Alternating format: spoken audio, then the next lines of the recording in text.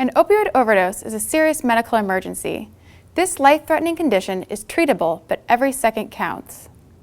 Do you know what to do in the event of an opioid overdose? Your doctor has prescribed for you intranasal naloxone for opioid safety. Naloxone, also known as Narcan, reverses the effects of opioids and is the antidote for an opioid overdose.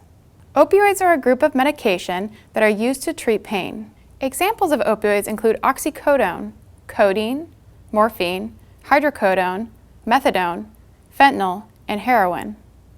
When an opioid overdose occurs, the person becomes unresponsive and their breathing slows. This stops oxygen from getting to the brain.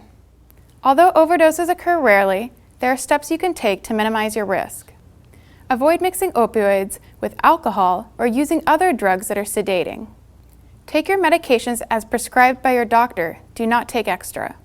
Be careful when first starting opioids or even when restarting them after a short break, because tolerance goes away quickly. We will now review how to respond to an opioid overdose. First, recognize the signs of an overdose. They include slow or shallow breathing, gasping for air or snoring sounds, pale or bluish skin, and not waking up or responding.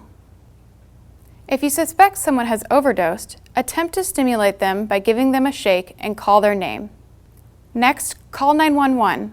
Tell them someone is unresponsive or not breathing. While waiting for the ambulance, give the person naloxone. Open the naloxone box and remove the two pieces.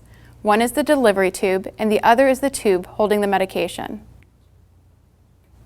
Remove the 3 colored caps.